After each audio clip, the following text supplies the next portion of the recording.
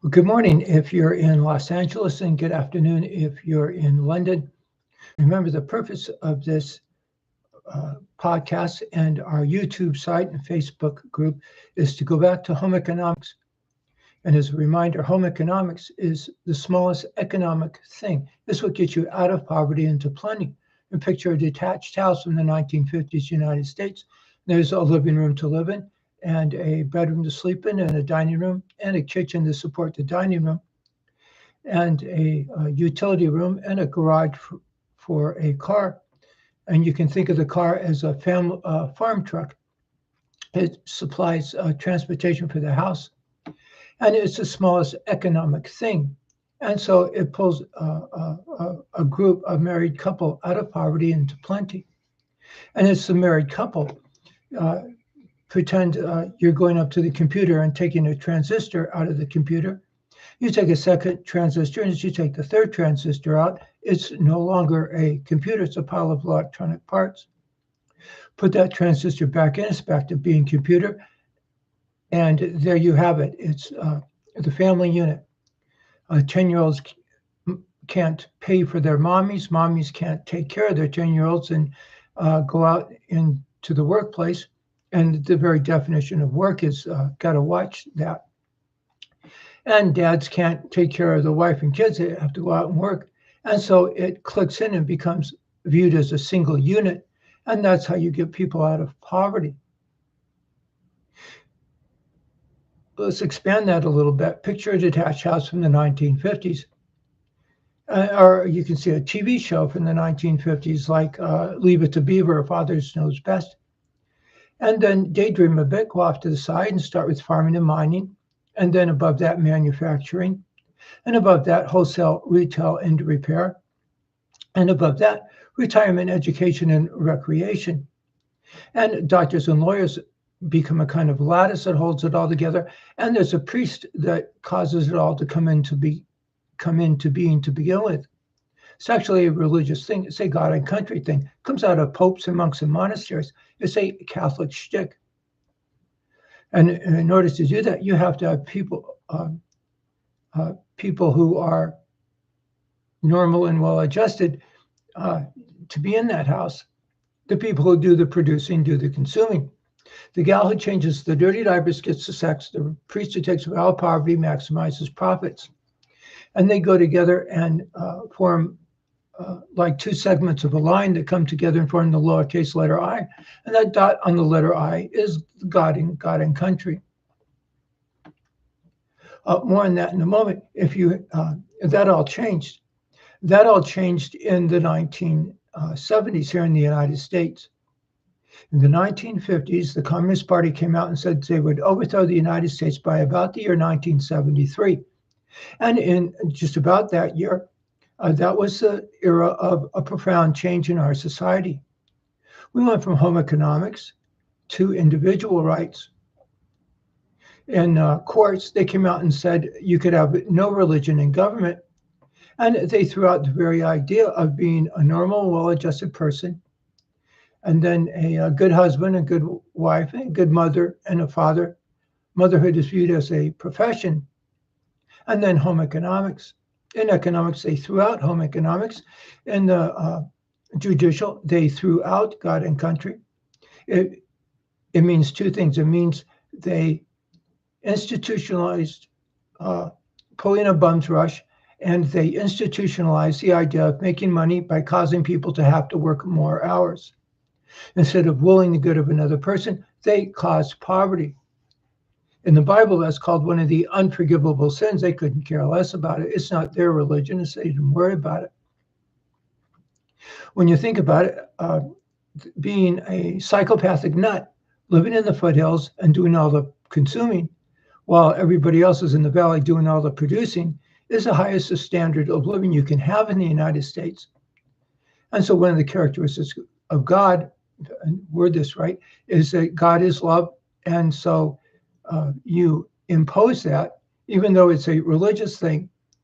And so the whole group of other people maximize profits and maximize benefits by making you better off. They'll never live in the foothills and be and collect rent from other people or put people in housing projects.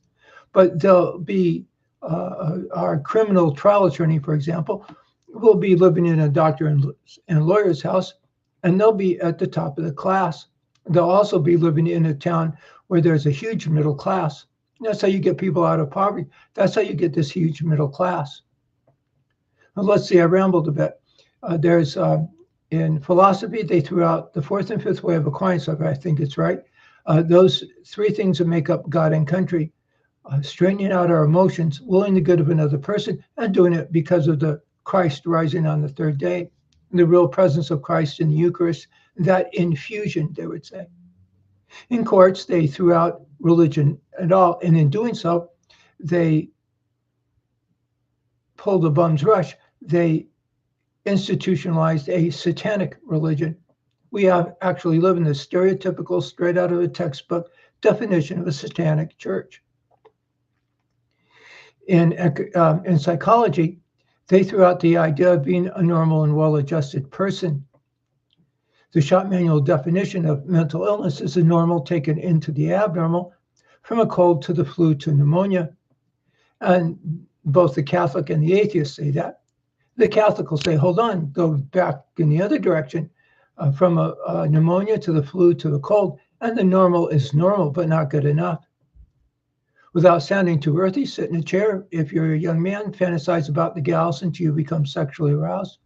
Open your eyes, look around the room and do it again. Only this time, you're fantasizing about actually getting the gal pregnant. And there you go. That's not a natural thing at all. And now I understand what original sin is with a snap of a finger. If you add fear to that, the chimpanzee side of us, who has very determined actions, and you have the environment, growing up in housing projects or growing up in a normal neighborhood, and you have the idea that you have to learn that. It's a learned thing. And so that famous philosophical phrase, what takes away your free will? Fear, sex, ignorance, and violence. And it doesn't stop there. It has to add this other outside imposed thing. And that is the very definition of what Catholicism is. I'm a Yank. I should be able to be a Yank. I should be for race relegated to an endearing quality of your parents. And then I should be for a man as a man and a woman as a woman. And then I should be for being a professional person that makes you a professional person, and a professional father, or a professional husband, and then a professional father, professional wife, and then a professional mom. And then it turns it into home economics, turns into a normal supply and demand curve. I should be that way, but the truth of the matter is it isn't. So if I can't be a Yank without being officially Catholic, then I'm officially Catholic, and now a Yank appears, and that's what I see. That's how I look at it. It just goes on from there. If you look at things from the 1970s on up, you'll see the things that, looking back, are very bizarre, like the professional tennis players, female tennis players at the time. Instead of a professional citizen and a professional mom, they had professional tennis came into being. Billie Jean King was the icon of that. And it turns out, as a group, they were quite popular taking male steroids. They were quite popular using cigarettes to fund their project. And you could see the split. They threw out God. They separated the act of sex from the act of getting the gal pregnant. And they started making themselves better off by causing other people to have to work. In other words, it was a celebration of malice. That's one of the representations of it. The gal who, there was a soldered connection between money and malice. And the gal in the 70s who looked back over their shoulders and went back to ask the 10-year-old what he wanted for his birthday, and that sort of gal was pushed out of society. It should have been only professional citizenry and amateur tennis players. And instead, they reversed that. They threw that all out. That's a good way of starting to organize things, isn't it? You do have only professional athletics. A job has certain rules attached to it, and recreation has a certain rules attached to it. If you follow those rules, you start to have a recreation time, by the way. If you throw out those rules, then a smaller and smaller group of people can pig out, and a larger and larger group of people lose the idea of recreation time. We used to have a 40-hour work around here. We used to have home economics, and a guy could make, it was quite easy to make enough money to support a wife and 2.2 children. That's not the way it is anymore. And one of the things you have to add is that when the women's liberation movement said things like they want to go into the workplace, that was a grand lie. It simply wasn't true. They weren't in the workplace. They were part of the consumption society. Now they've done it. Now they've put women back in the workplace. People have actually gone to war to get women, children, and old people out of the workplace. And they reversed that. And now there you are, and you're in terrible trouble. Time and time over and over again. I'm a gal, I got a couple of kids. They look at me for everything. I'm their safety, and there's no one else. And the paycheck I make doesn't nearly come across, pay for the food and the clothing and rent and daycare. I have to work ungodly hours to come up with money so that somebody else can raise my own child. And I go home, and all I can do is try and put them to bed and then try and get up and do it all over again. And you realize something, it doesn't work out, and it's not going to. It's called a class of peasantry. There's even a larger picture, Marxism, that pushes into a consumption society so that society all collapses. And then we starve by the millions, just like the Soviet Union and China, and then they come in and take over and do it all over again. So we're part of this group is to get you to listen to this and then start calling in. The heck with this. I'm a traditional mom, so to speak, and if you, just so it said, if you're the traditional mom, you get to make the nudie films, not them. You get to play in the tennis tournament, not steroid-sucking lesbians. You get to play in the tennis tournaments. You get the movies made about you and the songs made about you.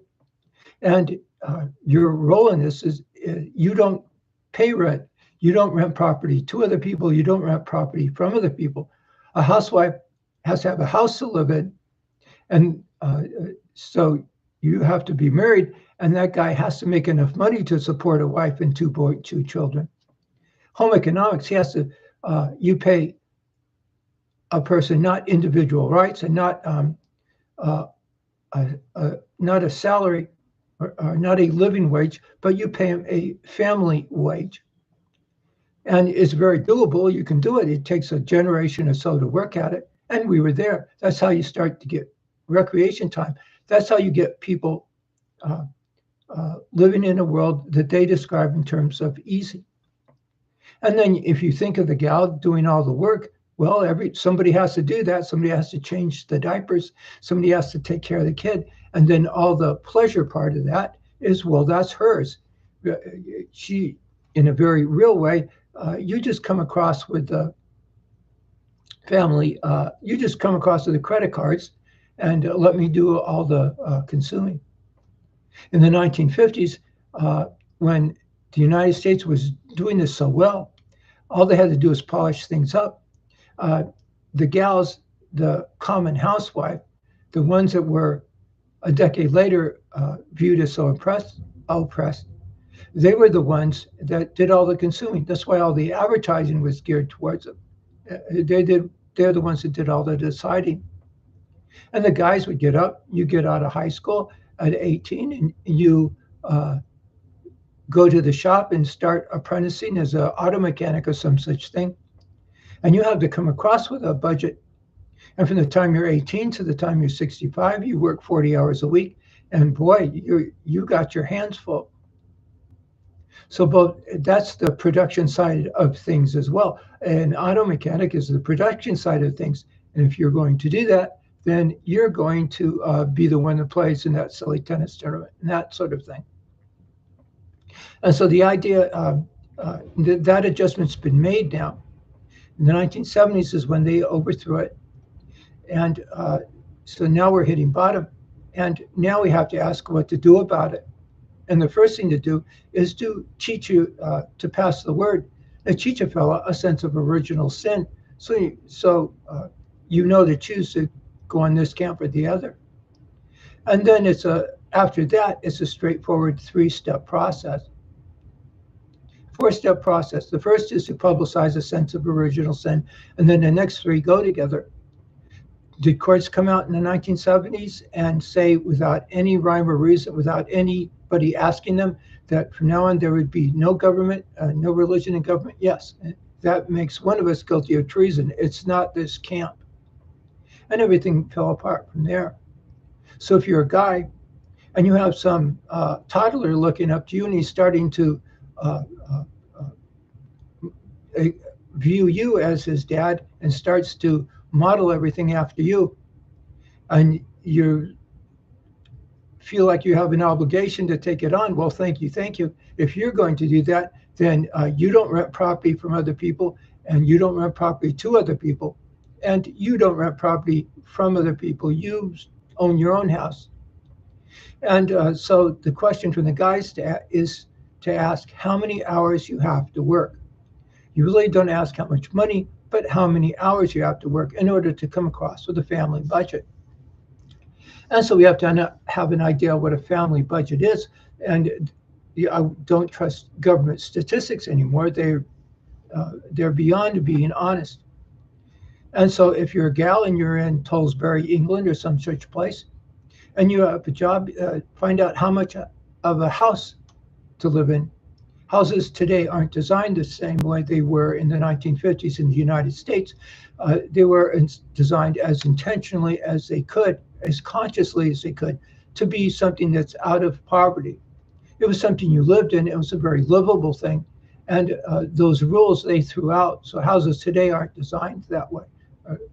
So you have to watch that. How big is a living room? How big is a bedroom that's 10 by 12 feet?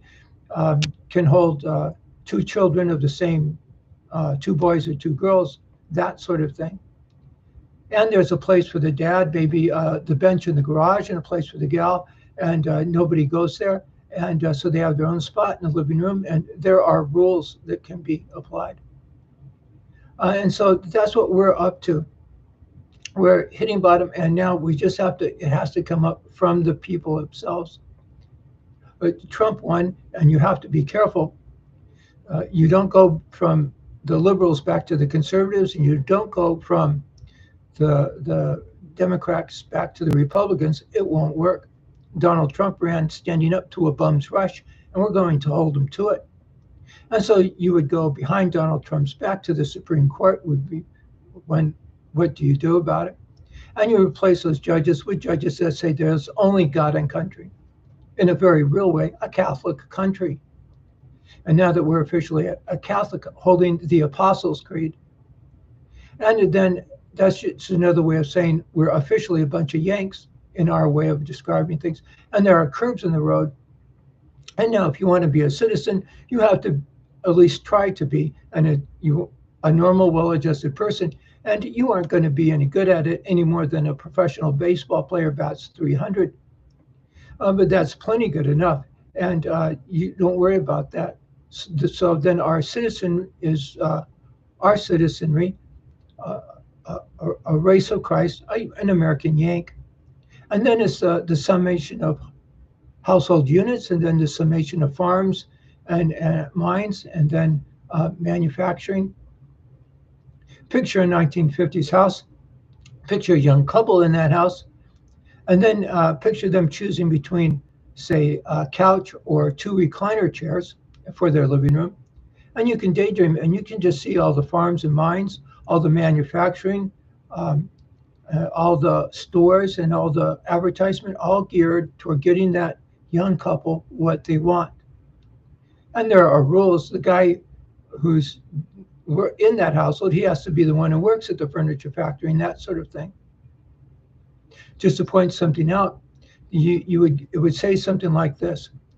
there's communism, and communism is the opposite of fascism. But not until not until the Catholic Church came along, and then it becomes God and country on one side, and the cruel, queer, atheistic, communist, and fascist on the other side. And the household unit is the opposite of individual rights or communism. It's the opposite of people living in housing projects, communist housing projects, or apartments. And whether the people who control those housing projects are called the class of intelligentsia, or the people who owned those housing projects are called slumlords, couldn't care less. They're the same group, same people. And they have an attitude. They have no sense of love in them, no sense of empathy. And they, well, live in the foothills and do all the consuming. And you and I starve. You keep it up, society will crash. So that's what this is all about. Let's go back over here. The stuff they threw out, the God and country, the American housewife, Mrs. Miniver, if you're a British gal. And so it's up to you to start calling in. For a guy, how many hours do I have to work if I'm running a forklift in a warehouse to come up with a mortgage for a house and medical insurance? How much is medical insurance? And clothing and a dentist. Dentistry is one of the first things that falls out, and it doesn't do it for any malicious reasons. And so it becomes important to turn around. You turn around and take a look at dentistry. Socialized medicine is one of those things where you can get the thought out. Should there be socialized medicine or not? And you say no. So there should be private medicine. No. You go to the Supreme Court, throw the bums out of there, go back to Godic home economics. And society is made up of our citizenry, and we practice virtues as best we can. And there's a summation of home economics. Now there's the dentist out there, and he's a Yank. He's a Catholic dentist, even if he's born in London or Mexico or Canada. He's a Catholic dentist, and we just worry about putting a Cadillac in his driveway. That's what we do.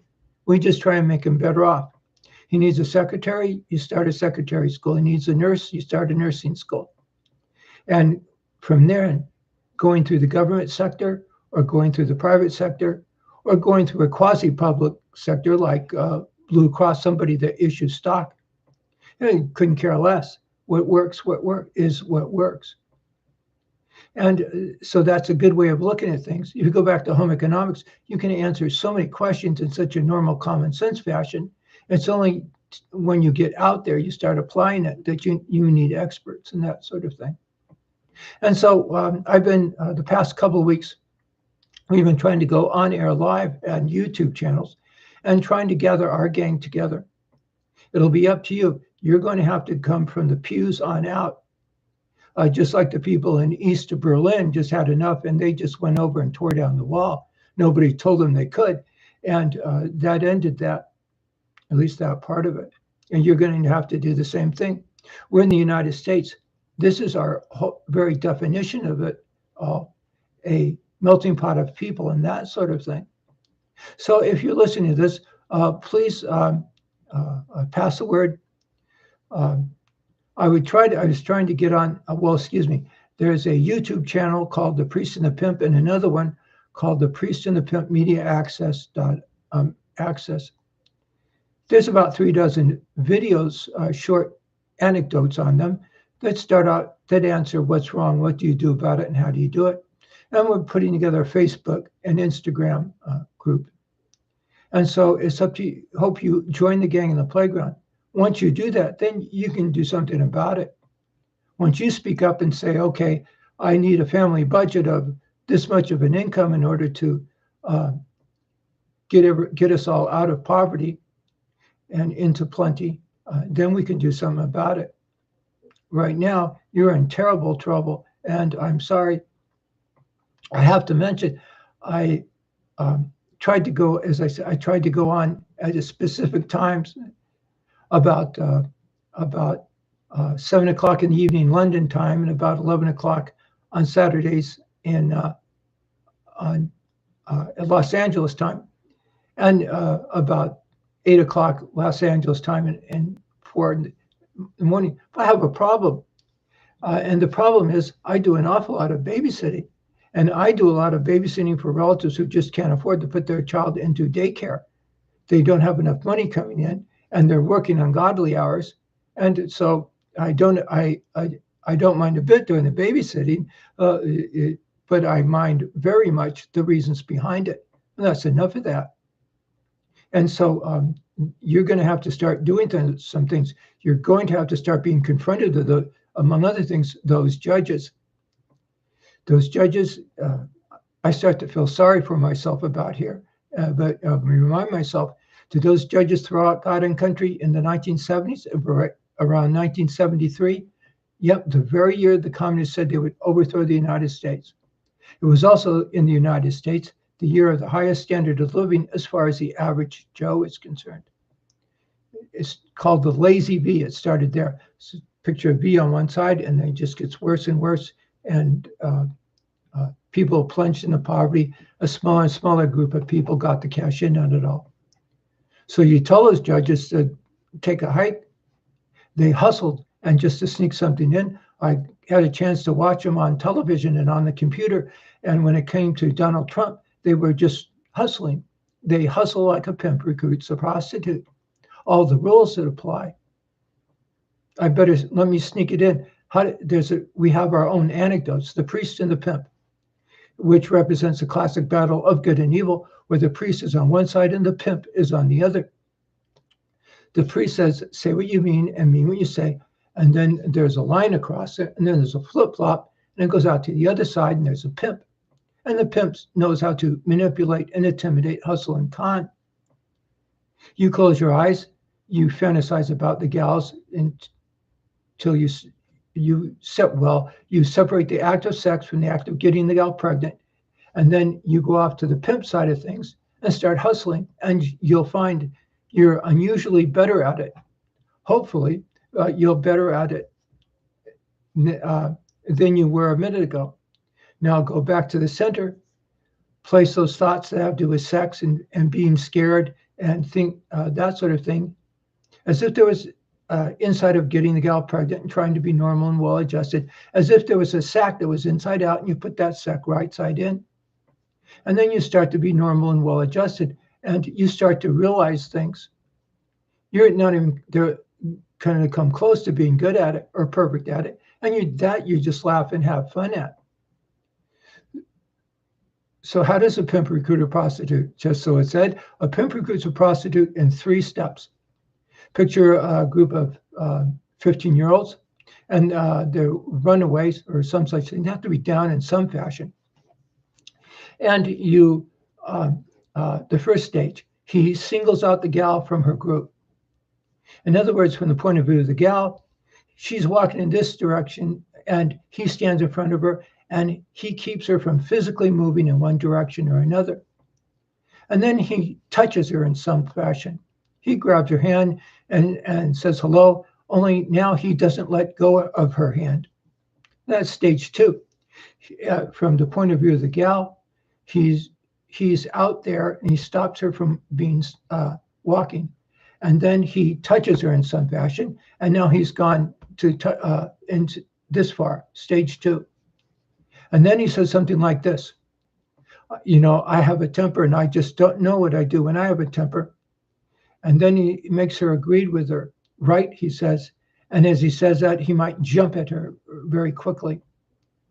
And from the point of view, what he's saying is, you better be afraid of me or I will kill you. And from the point of view of the gal, she says, okay, this guy's telling me in no uncertain terms, he better be afraid of me or he's going to kill. I better be afraid of him or he's going to kill me. I better at least act afraid, or I won't get through the next few moments because I can't beat him up. And since this is serious and I can't act afraid, I shall become afraid like an actor gets into character. And with that, her attitude changes. And when her attitude changes, that's it. That's how he got her. He's got her. From out there to touching her in some fashion to inside her head. And that's it. There's nothing she can do about it unless there's some outside imposed thing that helps her change her attitude back. Catholic confession is a classical example of that. And there's nothing you can do. What he's saying is he's going to, you do what he says or he'll kill you. And that's an act of violence. And the only other response is an act of violence towards him. And so you have to have a third person defender. You always have to have a third person defend you from a bum's rush. It's just the way it is. Donald Trump broke that spell, didn't he? He kind of stood up to a bum's rush all on his own. And now you're going to have to do your part. You're going to have to step in and defend him. You're going to have to make a value judgment that says that people who hustle are the bad guys and people who try to be normal and well-adjusted are the good guys. And that spills into home economics, willing the good of another person. The leadership style of washing the feet of the apostles is turned to home economics. And well, that's how you get people out of poverty and into plenty. And so that's what we'll work on. The idea that practicing virtues is what makes people better off. And you do that because Christ rose on the third day. And the opposite of that, being malicious or separating the act of sex from the act of getting the gal pregnant and going from the normal to the abnormal, from a cold to the flu to pneumonia. That's what causes poverty, and it causes people to turn into a bunch of psychopathic nuts. And that's the same is true with social psychology, and the same is true with the society itself. Well, let's not end there. Let's go back here. So if you would, please, we'll try to come on at about 11 o'clock LA time on Saturdays and about 8 o'clock LA time on Sundays. And we have our YouTube channel and our Facebook group, and we'll try and get you to join. And once you join this group, then we can do something about it. I'm not in charge, and you're not in charge either. The Pope's in charge. And once that happens, we're all in the same group. Now we can get experts to stand up for this for us. Now we can do something about it. So that's it. I hope you call in, and I hope you'll start putting in the live chat. This is where I am, and this is how much a mortgage is. This is how much I'm spending on rent and food and groceries and everything else. If you do that, then we can go to work. See you.